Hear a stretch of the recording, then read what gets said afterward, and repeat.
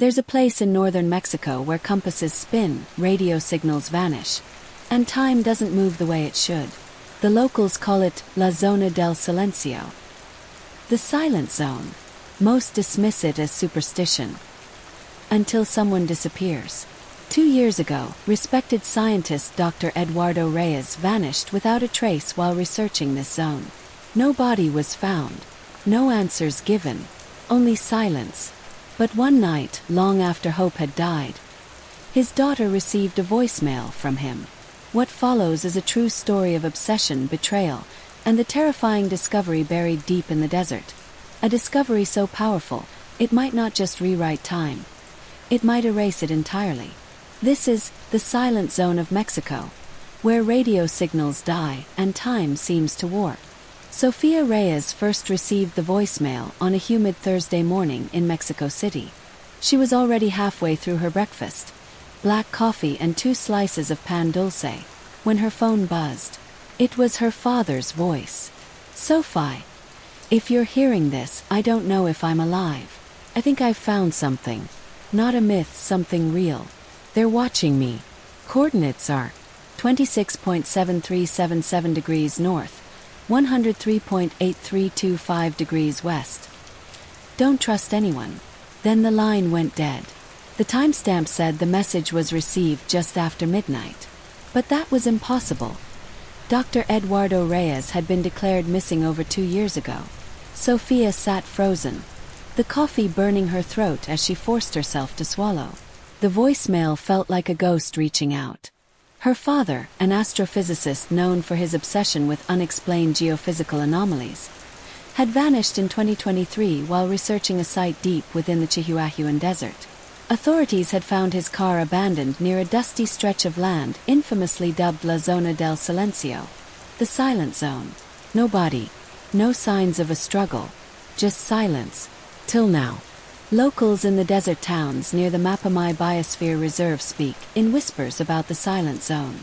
Radios die, compasses spin, and clocks skip hours forward or backward, and people vanish. Dr. Reyes had traveled there with a small, independent research team to investigate electromagnetic anomalies.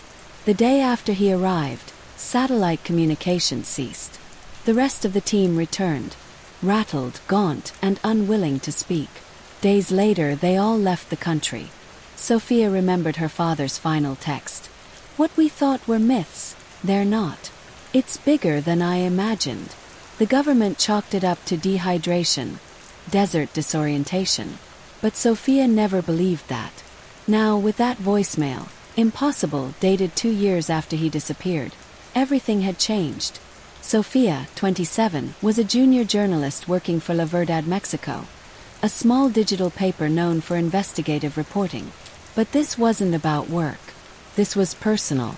Against her editor's wishes, she packed a bag, borrowed a field recorder, and made the 10-hour drive to Durango. The roads grew rougher as civilization thinned. Cell service faded to 0 bars as she crossed into the outer rim of the silent zone. She arrived at the same place her father had disappeared. Nothing looked unusual.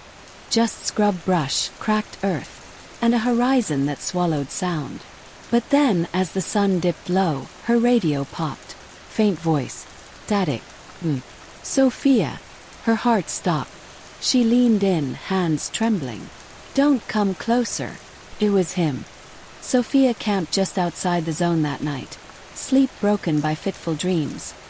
Her father standing still in a world that moved around him, his eyes never blinking, his skin slightly wrong. At dawn, she was awoken by a tap on her window. A man in a torn lab coat stood barefoot in the sand. Face bearded, hair overgrown, eyes wide. It was her father. But he hadn't aged. Not one day. Not a wrinkle. "Papa," she whispered, stepping out slowly. He flinched. No, you shouldn't be here. They'll sense you now." "Who will?" she asked. He looked up toward the clouds. "They don't want us to leave. They fold time, Sofia. I tried to leave once. Reset. Over and over. Every time I reach the boundary, I end up back inside. It's like they've created a trap made of time itself." She stared in disbelief. You've been gone for 2 years. I know. But to me, it's been 6 days. He grabbed her hand tightly. You have to go. You have to warn the others. She didn't realize it at first, but the digital recorder on her belt had shut off, just like everything else. Back in Durango, Sofia met with an anonymous source, Luis Moreno, a technician who worked with the original team in 2023. He confessed that the project had never been independent. It had been covertly sponsored by a private aerospace defense company called Zealous International, allegedly with ties to military time manipulation research. They weren't just studying anomalies, Luis whispered, scanning the room nervously. They were testing something. Beacon. Reyes found it. He activated it. That's when the zone took him. What kind of beacon? Sofia asked. Luis pulled out a photograph. It showed a metallic object, smooth, octagonal, partially buried in the sand, glowing faintly. They called it an anchor point, a signal disruptor. But Dr. Reyes said it wasn't made here. He thought it was sending, not receiving. And Zealous. They shut the project down the moment he disappeared. But the tech's still there. And others have gone missing too. Hikers, ranchers. No one talks. Sofia left with the photo, her mind spinning. Determined to get proof, Sofia hired a local guide to help her launch a drone into the epicenter of the zone. As they set it flying toward the coordinates her father had once recorded, something strange happened. The screen went black, then returned. But the landscape it now showed wasn't the same. Where there had been scrubland, there was now a circular field of metallic dust, glowing with veins of blue light. No animals, no wind. Then, suddenly, a figure appeared on the screen. Boy, maybe 12, standing perfectly still. His white mouth moving but no sound. Then static. The drone returned 20 minutes later. The footage was gone. But Sofia had seen enough. That night, Sofia received an encrypted email. Do not publish anything. We're watching. Zealous.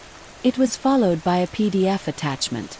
Medical scans of her father, taken just 6 days ago at a Zealous-run private facility in Nuevo Leon. But that wasn't the most shocking part. The scans weren't new. They were dated 2023, 2 days after he disappeared. Zealous had captured him and lied to the public. Lied to her. The voicemail had been bait. Tracking signal. And now she was marked too. With the help of Luis, Sofia traced the coordinates again. There was a facility buried beneath the desert, camouflaged from satellites, masked with electromagnetic shielding. And her father was inside. But here's the twist. If she stepped into that zone again, she might never return. Time there didn't behave. Memory warped. Devices failed. Still, she had made her choice. She would return to the zone, not just for answers but to expose the lie. To free him. Before she left, she uploaded a scheduled post to her paper server. It was set to go live in 48 hours. If she didn't return, the world would know everything. Sofia parked the jeep at the edge of the desert under the blood-orange sky. She stepped into the zone again, this time alone without a guide. The air felt heavy, time thick. She passed the place where she'd seen her father, but it was empty now. Just as she turned, the ground trembled. From beneath the sand, something began to rise. Not a person, not a machine, but something alive. Her recorder blinked on by itself. And a voice whispered, "You were never supposed to come back." The whisper cut through the air like a blade. "You were never supposed to come back." Sofia turned, heart pounding, the voice still echoing through the dead silence. But there was no one around. Only dust.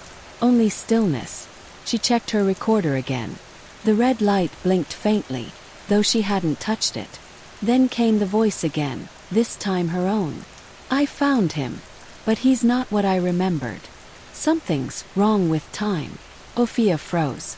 She had never said those words. But the voice was unmistakably hers. Somehow, she was hearing a version of herself that hadn't yet existed. The zone was listening and speaking back. Beneath the intense desert sun, Sophia pressed deeper into the zone. Her GPS flickered erratically. Each step felt both familiar and foreign, like walking through a memory you never made. She followed the coordinates etched in her father's last journal entry, scrawled across the edge of a charred notebook she'd found in the ruins of his tent. Eventually, she reached a shallow basin half buried in sand.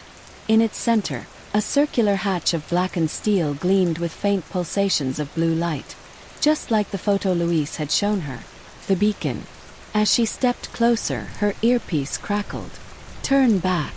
The voice was cold, inhuman. Then the hatch opened, not mechanically, organically, as if the metal breathed. Sophia descended a spiraling tunnel lit with dim cyan lines that pulsed with each step she took. The air was heavy, filled with something metallic, like blood and ozone. Around her, the walls shifted subtly, almost curious. The structure wasn't just alien in design. It seemed alive. After 20 minutes of descent, she reached a chamber unlike anything she'd seen before. Floating in the center was a large octagonal structure, suspended without wires. It emitted a low hum that vibrated her bones. On its surface, hundreds of symbols flickered. But among them, she spotted something familiar. A drawing of her father's face. And beneath it, another, her own. As she moved closer, the chamber lit up fully. The octagonal device flared and projected something into the air. Memory, not hers, her father's.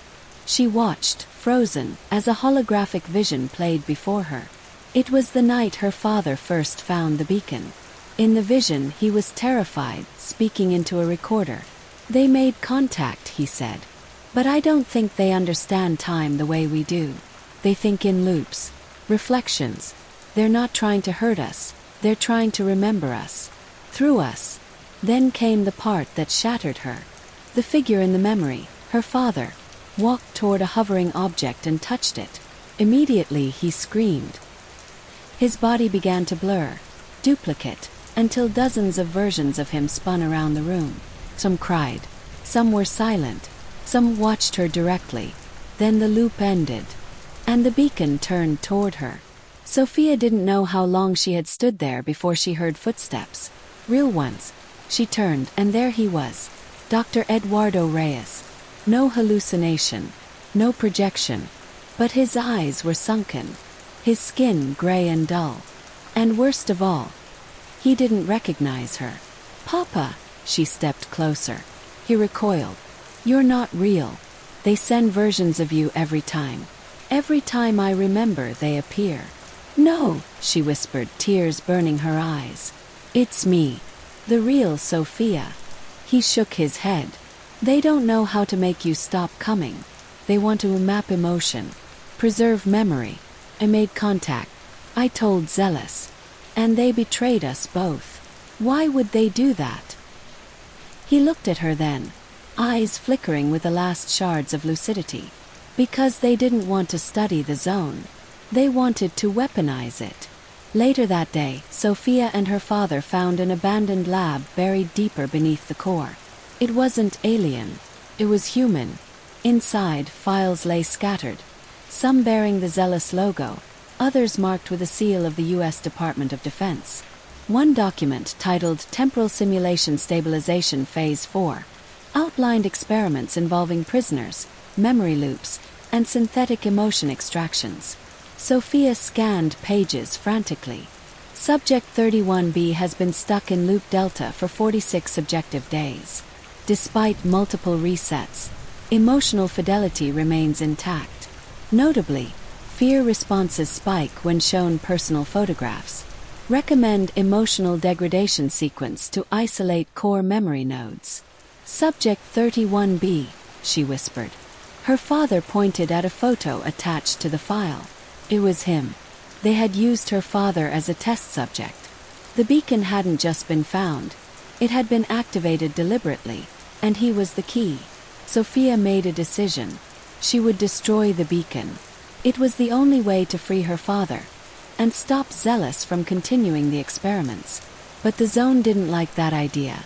As she made her way back to the core, everything began to fracture. Time bent. She saw glimpses of herself, running, hiding, bleeding. Then her father, dying, screaming, smiling. They weren't visions.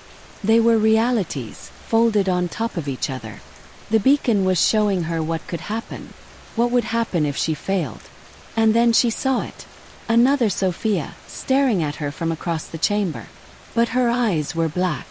And she smiled. Using explosives scavenged from the facility's weapon cache, Sophia wired the base of the beacon. Her father stood nearby, silent, distant. The Sophia with black eyes kept appearing. Closer, closer. No matter what you do, she said in a voice like gravel and static. They always remember you wrong. Sophia lit the fuse. The beacon screamed, a sound unlike anything she'd ever heard.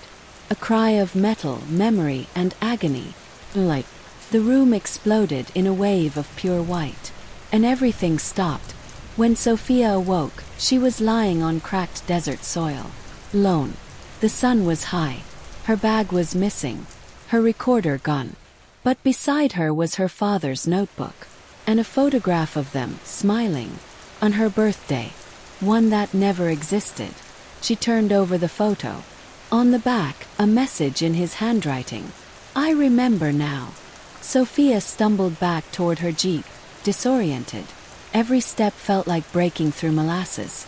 As she reached the edge of the zone, her phone buzzed. Somehow, she had full service again. A single notification blinked. One new voicemail. She played it. It was a child's voice. You freed him. But you left us behind. The line cut. Then, another ping. Incoming call. Unknown. She hesitated, and answered. A deep voice, emotionless, spoke. You destroyed one beacon. But the others are waking up. Sophia Reyes stood still, the weight of the voice ringing in her ears. You destroyed one beacon. But the others are waking up. She stared at the photo in her hand. Her father's smiling face, her own younger self beside him. But she'd never seen this photo before last night. And the memory it captured, her birthday, age 10, never happened. They were in Paris in her actual memory. But the Eiffel Tower was nowhere in this picture. Time, she realized, was no longer something she could trust. And maybe it never had been. The zone had fractured it. Worse. Zealous had learned how to weaponize it. But they hadn't counted on her surviving. Back in Mexico City, the offices of La Verdad Mexico were buzzing. Sophia returned to find Luis Moreno, her whistleblower source, gone. Vanished without a trace. His apartment emptied out. His phone disconnected. Her scheduled post exposing Zealous had been published. The story went viral. Half the public believed it was a hoax. The other half saw too many coincidences in recent disappearances, anomalous weather patterns, and electromagnetic shutdowns across northern Mexico. Anonymous sources from inside the Mexican military reached out. They confirmed a hidden facility buried outside Torreon had been recently evacuated. Satellite images taken hours before her post went live showed convoys leaving the desert in the dead of night. Something was happening. Sophia had lit a match, and the desert was catching fire. 1 week later, Sophia was kidnapped. It happened in daylight. 3 men in suits cornered her outside her office building, shoved her into a van, and drove for what felt like hours. No names, no questions, just silence. When the van doors opened, she found herself in an underground complex. White walls, fluorescent lighting, cameras in every corner. A woman waited for her in a glass-walled room. Harp suit, teal gray eyes. I'm Elena Voss, she said. I speak on behalf of Zealous. Sophia glared. You're not denying who you are anymore. Why bother? You already exposed one layer of us. We're just showing you the next. Voss placed a file on the table between them. Inside maps, satellite images, notes in languages Sophia didn't recognize. Some of the documents were dated decades ago, long before La Zona del Silencio was ever publicly acknowledged.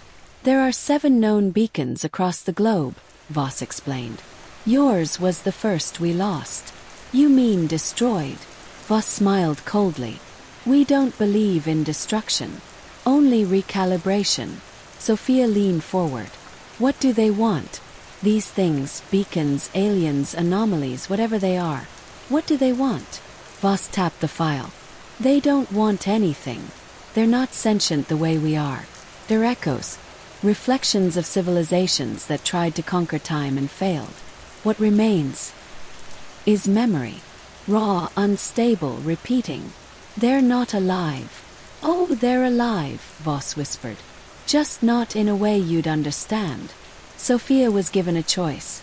Work with Zealous, or disappear like Luis. She played along. They took her to a lab where scientists observed echo entities inside memory chambers. In one chamber she saw her father again. But it wasn't him. Not really. Just a copy, repeating the same words over and over. Time isn't broken. We are. In another chamber, a woman screamed on loop. Over and over. She looked eerily like Sophia herself. Older, scarred.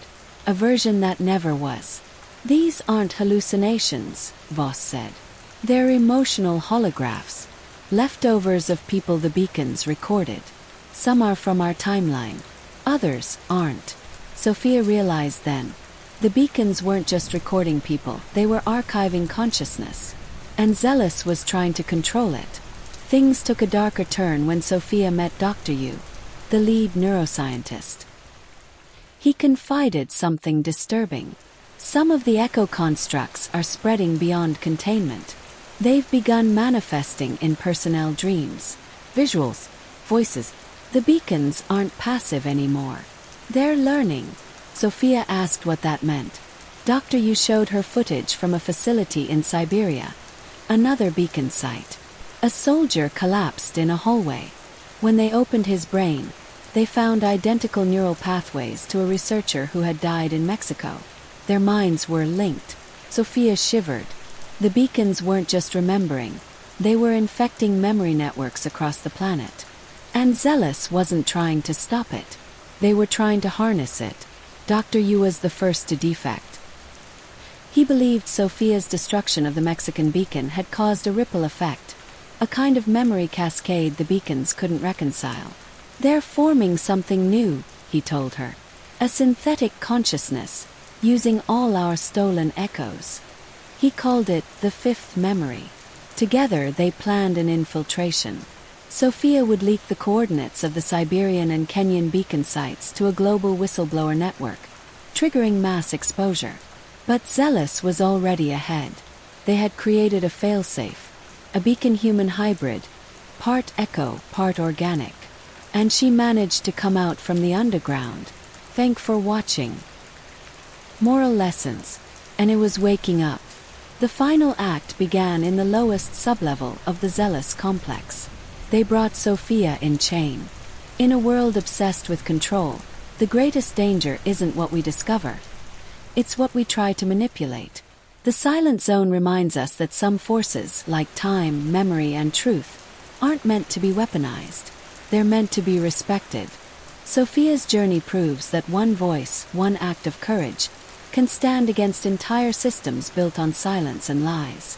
In the end, it's not about escaping the past. It's about facing it, no matter how terrifying the truth may be. If you found this story as gripping and mind-bending as we did, make sure to subscribe and turn on notifications. We've got more real-life mysteries, conspiracies, and hidden truths coming your way. Because in a world full of secrets, someone has to tell the story. Subscribe now. Don't let the silence win. Magnifying glass tilted left.